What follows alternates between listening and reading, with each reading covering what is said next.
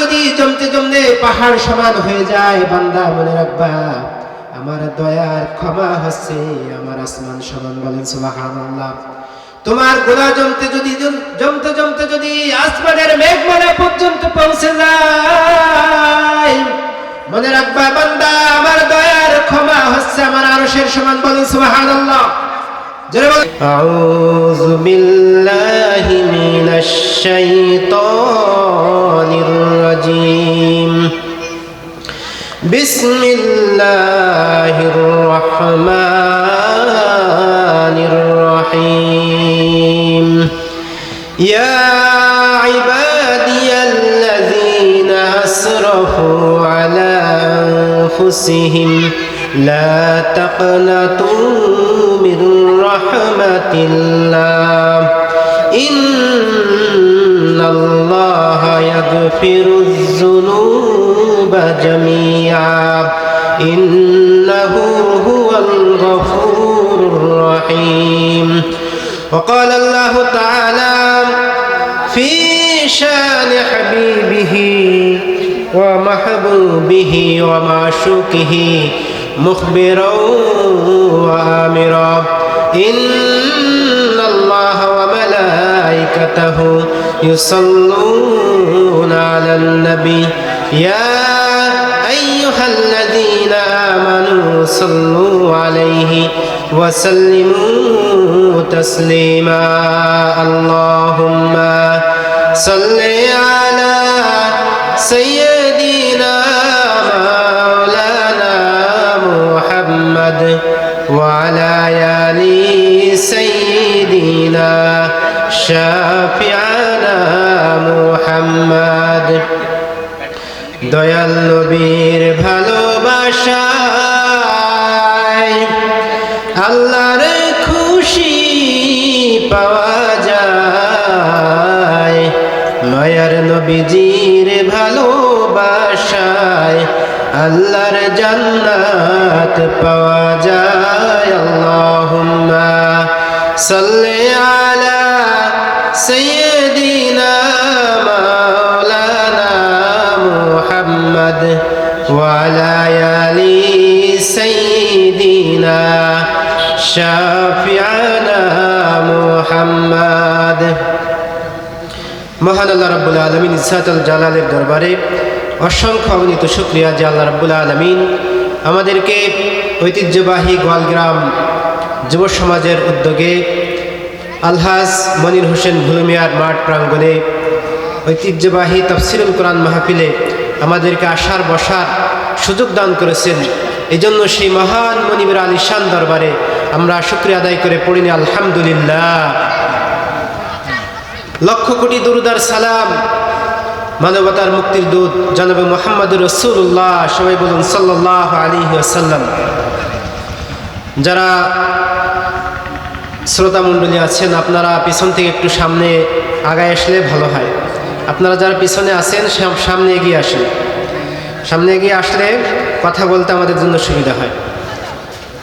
সম্মানিত হাজিরিন, আমি কোরআনুল কারীম থেকে একটি আয়াত তেলাওয়াত করেছি, এর আলোকিক দু একটি কথা বলবো ইনশাআল্লাহ। আমি যে বিষয়টি নিয়ে কথা বলবো সেটা হচ্ছে তাওবা। তাওবা শব্দের শাব্দিক অর্থ হচ্ছে আর রুজু মানে ফিরে আসা, প্রত্যাবর্তন করা, আর নাদামাতু লজ্জিত হওয়া। শরীয়তের পরিভাষায় মা আতাকুমুর রাসূলু ফাখুযুহু ওয়া মা নাহাকুম আনহু ফান্তাহু, অর্থাৎ নবীজি আল্লাহর পক্ষ থেকে যা নিয়ে এসেছেন সেটা পালন করা এবং যা নবীজি নিষেধ করেছেন সেগুলি থেকে বিরত থাকার নামই হচ্ছে তাওবা।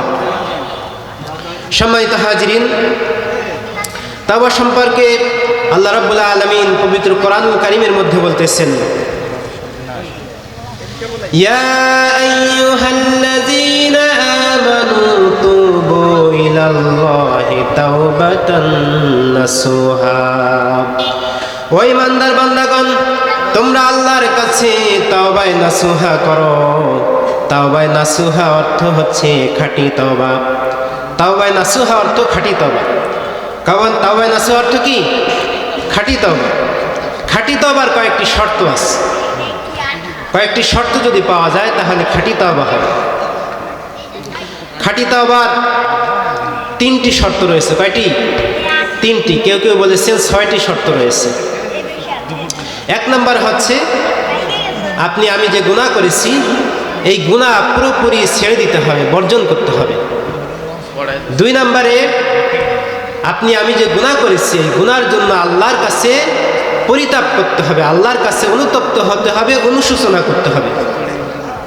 3 নম্বরে আমি যে গুনাহ করেছি এই গুনাহ ভবিষ্যতে জীবনে আর করব না, পিছনে যে গুনাহ করেছি এই গুনাহ ভবিষ্যতে আর করব না, এ ব্যাপারে দৃঢ় প্রতিজ্ঞা হতে হবে। 4 নম্বরে গুনাহ একমাত্র আল্লাহ রাব্বুল আলামিনের কাছে আপনাকে তওবা করতে হবে, ক্ষমা চাইতে হবে একমাত্র আল্লাহর কাছে, আর পৃথিবীর অন্য কারো কাছে ক্ষমা চাওয়া যাবে না। 5 নম্বরে বান্দার হক বান্দাকে ফিরিয়ে দিতে হবে, বান্দার হক বান্দাকে ফিরিয়ে দিতে হবে। গুনাহ 2 প্রকার। গুনাহ কয় প্রকার? কথা বলেন, গুনাহ কয় প্রকার? 2 প্রকার। গুনাহ 2 প্রকার, একটা হচ্ছে আল্লাহর হক, একটা হচ্ছে বান্দার হক। আল্লাহর হক আপনি নামাজ পড়েন নাই, রোজা রাখেন নাই, এই জন্য গুনাহ আছে। এই জন্য আপনাকে আল্লাহর কাছে তওবা করতে হবে, আল্লাহর কাছে ক্ষমা চাইতে হবে। আর একটা হচ্ছে বান্দার হক, আপনি আরেকজনের কাছ থেকে 500 টাকা নিয়েছেন, কিন্তু সেই টাকা আপনি দিতে অস্বীকার করতেছেন, এটা ওই বান্দাকে ফেরত দিয়ে তার কাছে মাপ চাইতে হবে।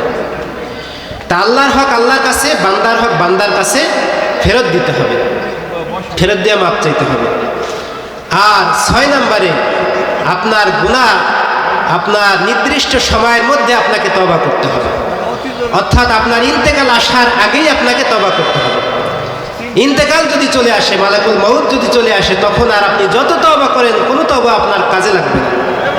সম্মানিত হাজিরিন, আমাদের মৃত্যু যে কোনো সময় আমাদের হতে পারে। কি বলেন, হতে পারে কিনা? মৃত্যুর কোনো সময় আছে? নির্ধারিত কোনো সময় নাই। সম্মানিত হাজিরিন, যে কোনো সময় চলে আসতে পারে মৃত্যু। আমাদের শহীদ উসমান হাদি, তিনি গত কিছুদিন আগে তিনি ইন্তেকাল করেছেন। তিনি দেশের জন্য তিনি জীবন দিয়েছেন, তার জীবনটা অনেক সুখময়, সৌন্দর্যময়, এবং সবাই তাকে স্মরণ করেছে, সবাই তাকে স্মরণ করেছে। আপনি যদি ন্যায়ের পক্ষে থাকেন, অন্যায়ের বিপক্ষে থাকেন, সবাই আপনাকে স্মরণ করবে। দেশনেত্রী বেগম খালেদা জিয়া, তার জন্য সবাই তাকে স্মরণ করেছে। সম্মানিত হাজরিন, আমরা এভাবে আমাদের জীবনকে গঠন করব, যাতে মানুষ আমাদের পক্ষে থাকে, আমরা সত্যের পক্ষে থাকি, ন্যায়ের পক্ষে থাকি। সম্মানিত হাজরিন, আমাদের সামনে নির্বাচন আসতেছে, এই নির্বাচনে আমাদেরকে সত্যের পক্ষে, ন্যায়ের পক্ষে আমাদেরকে সাপোর্ট করতে হবে। কথা বলেন ঠিক কিনা? সম্মানিত হাজরিন, তা আপনার নির্ধারিত সময়ের মধ্যেই আপনাকে তওবা করতে হবে আল্লাহর কাছে। তাহলে আমরা তওবার 6টি শর্ত আমরা বললাম। 1 নম্বর হচ্ছে আপনি যে গুনাহ করেছেন এই গুনার জন্য আপনার আল্লাহর কাছে আপনার জীবনে আর গুনাহ আপনি করবেন না, এই ব্যাপারে দৃঢ় প্রতিজ্ঞা হতে হবে। 2 নম্বরে আপনি যে গুনাহ করেছেন এই গুনার জন্য আল্লাহর কাছে অনুতপ্ত হতে হবে, অনুশোচনা করতে হবে। 3 নম্বরে আপনার গুনাহকে পুরোপুরি বর্জন করতে হবে। 4 নম্বরে আপনার নির্ধারিত সময়ের মধ্যে আপনার গুনাহ আল্লাহর কাছে তওবা করতে হবে। 5 নম্বরে বান্দার হক বান্দাকে ফিরিয়ে দিতে হবে, আল্লাহর হকের জন্য আল্লাহর কাছে তওবা করতে হবে। 6 নম্বরে আপনার ইন্তেকালের আগেই, মালাকুল মউত আসার আগেই আপনাকে আল্লাহর কাছে তওবা করতে হবে। এই 6টি শর্ত মেনে যদি আপনি তওবা করতে পারেন, তাহলে সেই তওবাটা হবে খাঁটি তওবা। বলেন না সুবহানাল্লাহ। এই খাঁটি তওবা যেমন কঠিন, তার পুরস্কারও অনেক বড়। বলেন না সুবহানাল্লাহ। আল্লাহ রাব্বুল আলামিন বলেছেন, তাওবায়ে নাসুহা করেন, খাঁটি তওবা করেন, তাহলে আল্লাহ রাব্বুল আলামিনের কাছে বিশেষ পুরস্কার আপনার জন্য আছে। সুবহানাল্লাহ বলেন, জোরে বলেন সুবহানাল্লাহ। আল্লাহ রাব্বুল আলামিন বলেছেন, ইয়া ইবাদিয়াল্লাযীনা আসরাফু আলা আনফুসিহিম লা তাকনাতু মিন রাহমাতিল্লাহ ইন্নাল্লাহা ইয়াগফিরুয যুনুবা জামিআ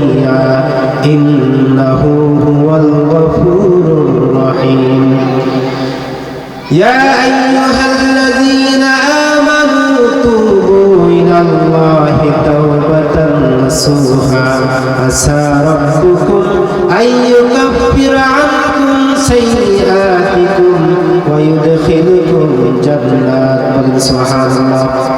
আল্লাহ রাব্বুল আলামিন বলেন, হে ইমানদার বান্দাগণ, তোমরা আল্লাহর কাছে খাঁটি তওবা করো, তওবায়ে নাসুহা করো। তোমরা যদি আল্লাহর কাছে খাঁটি তওবা করতে পারো, তওবায়ে নাসুহা করতে পারো, আল্লাহ রাব্বুল আলামিন তোমার জীবনের সব গুনাহগুলি আল্লাহ মাফ করে দিবে। বলেন সুবহানাল্লাহ। জোরে বলেন সুবহানাল্লাহ। তুবু ইলাল্লাহি তাওবাতান নাসুহা আসা রাব্বুকুম আইয়ুকাফিরা আনকুম সাইয়্যাতিকুম। তুমি আল্লাহর কাছে যদি খাঁটি তওবা করো, তোমার পিছনের যত গুনাহ আছে সমস্ত গুনাহ আল্লাহ রাব্বুল আলামিন মাফ করে দিবেন। বরং আল্লাহ রাব্বুল আলামিন তোমার জীবনের পর যত গুনাহ রয়েছে, তুমি খাঁটি তওবা করার আগে, জীবনের শুরু থেকে নিয়ে এই পর্যন্ত খাঁটি তওবা করার আগে যত গুনাহ করেছো সমস্ত গুনাহ আল্লাহ রাব্বুল আলামিন মাফ করে দিবেনই। মাফ করার সাথে সাথে আল্লাহ রাব্বুল আলামিন তোমার গুনাহগুলিকে সওয়াবের দ্বারা পরিবর্তন করে দিবেন। বলেন সুবহানাল্লাহ। জোরে বলেন সুবহানাল্লাহ। সম্মানিত হাজিরিন, অন্য আয়াতে আল্লাহ রাব্বুল আলামিন বলেছেন, ইল্লা মান তাবা ওয়া আমানা ওয়া আমিলা আমালান সালিহান ফাউলাইকা ইউকাফিরুল্লাহু সাইয়্যাতিহিম হাসানাত। আল্লাহ রাব্বুল আলামিন পাপ রাশিকে সওয়াবের দ্বারা পরিবর্তন করে দিবেন। বলেন সুবহানাল্লাহ। জোরে বলেন সুবহানাল্লাহ।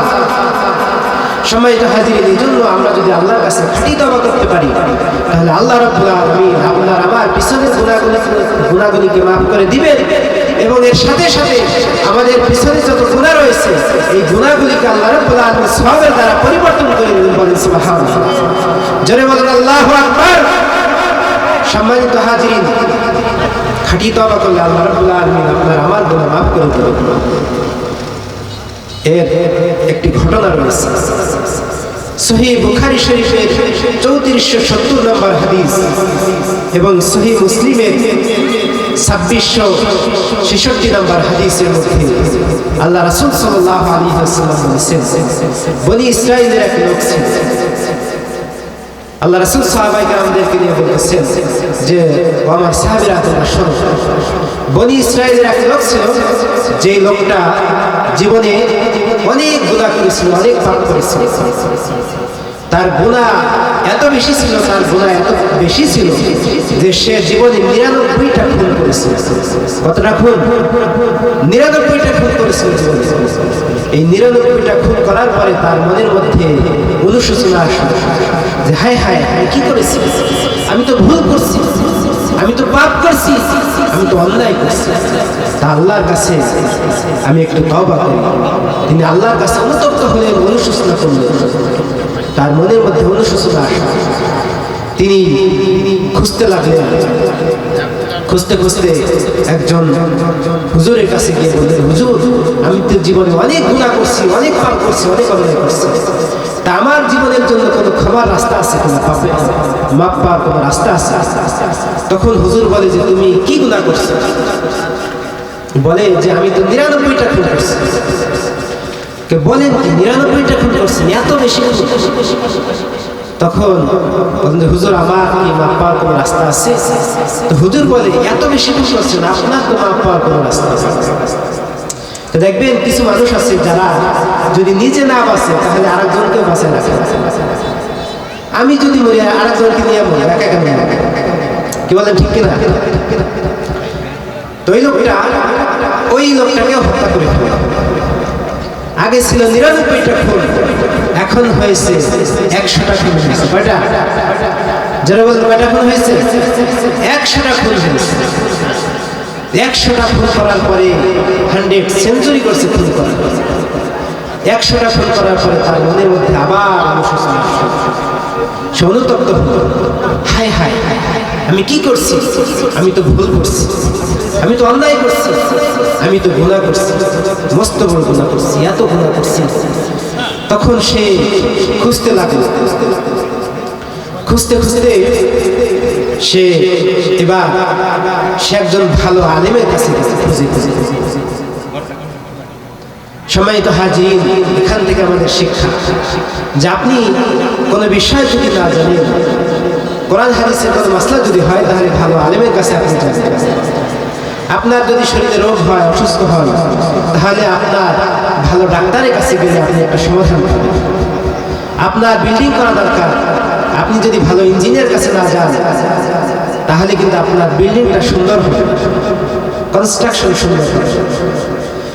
তেমনি ভাবে আপনি যদি কোনো শরিয়াতের কোনো মাসলা জানতে চান তাহলে ভালো একজন আলেমের কাছে যান। ওই লোকটা খুঁজতে খুঁজতে ওই জামানার বড় একজন আল্লাহর ওলি, বড় একজন আলেমের কাছে গেল। আলেমের কাছে গিয়ে বলল যে হুজুর, আমি তো মস্ত বড় ভুল করছি, আমি তো মস্ত বড় অন্যায় করছি, পাপ করছি। তো হুজুর বলে যে কি পাপ আপনি করছেন, কি অন্যায় করছেন? তখন বলে যে হুজুর, না বলা যাবে না, আমি এত বড় অন্যায় করছি যে আল্লাহ মনে হয় আমাকে মাফ করবেন। পৃথিবীর সবাইকে মাফ করলে আল্লাহ মনে হয় আমাকে আর মাফ করবেন না, এত বড় অন্যায় করছি। তখন হুজুর বলে যে আপনি কি অন্যায় করছেন সেটা আমাকে বলুন, আপনি যদি না বলেন তাহলে আমি কিভাবে বলবো? আপনার সমস্যা যদি আমাকে না বলেন আমি সমাধান কিভাবে দেব? সমস্যাটা আগে বলতে হবে, কি বলবো? তখন ওই লোকটা বললো যে হুজুর, আমি তো 100টা ভুল করছি। তখন হুজুর বললেন 100টা ভুল করছি, কোনো টেনশন নেই, কোনো হতাশা নেই, কারণ আল্লাহ রাব্বুল আলামিন পবিত্র কোরআনুল কারীমের মধ্যে বলেছেন, ইয়া ইবাদিয়াল্লাযীনা আসরাফু আলা আনফুসিহিম লা তাকনাতু মির রাহমাতিল্লাহ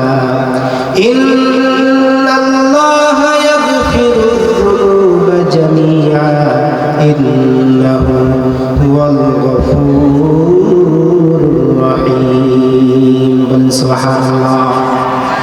আল্লাহ রাব্বুল আলামিন বলেন, ও আমার বান্দারা, তোমরা যতই গুনাহ করো না কেন, যতই পাপ করো না কেন, আমার রহমত থেকে, আমার ক্ষমার আশা থেকে তোমরা কখনো নিরাশ হয়ো না। বলেন সুবহানাল্লাহ।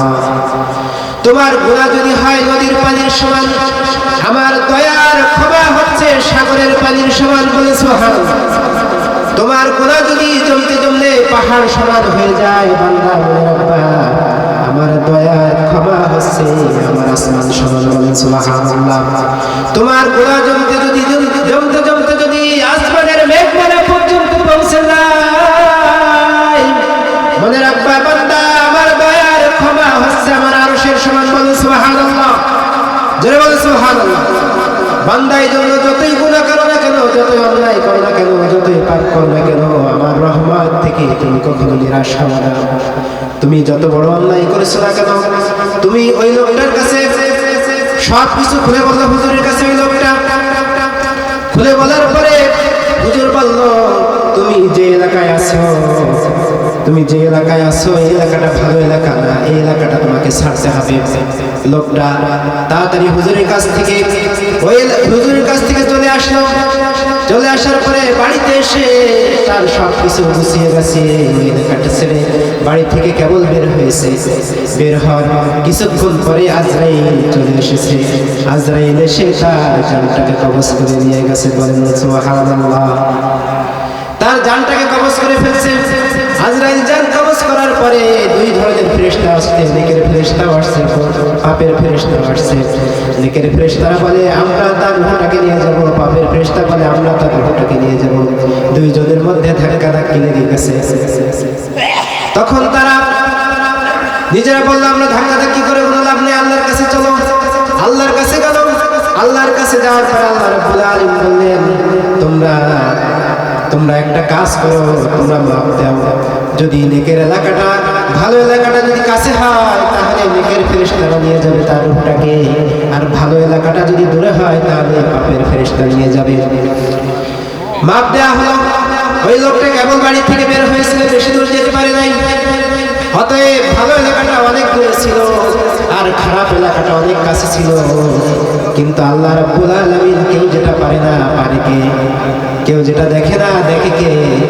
অতএব আল্লাহ রাব্বুল আলামিন জমিনকে অর্ডার করলেন, জমিন সংকুচিত হয়ে তুমি ভালো এলাকাটা কাছে চলে আসো আর খারাপ এলাকাটা দূর থেকে দূরে চলে যাও। বলেন সুবহানাল্লাহ। আল্লাহ রাব্বুল আলামিনের অর্ডারের সাথে সাথে জমিন সংকুচিত হয়ে ভালো এলাকাটা কাছে চলে আসলো আর খারাপ এলাকাটা দূর থেকে দূরে চলে গেল। তারা যখন মাপ দিল, দেখলো ভালো এলাকাটা কাছে, তখন নেকের ফেরেশতারা তার রূহটাকে নিয়ে গেল।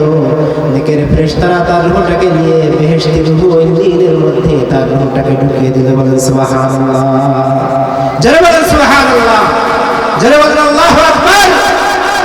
সম্মানিত হাজিরিন, আমি আমার কথা এখানেই শেষ করে দিচ্ছি।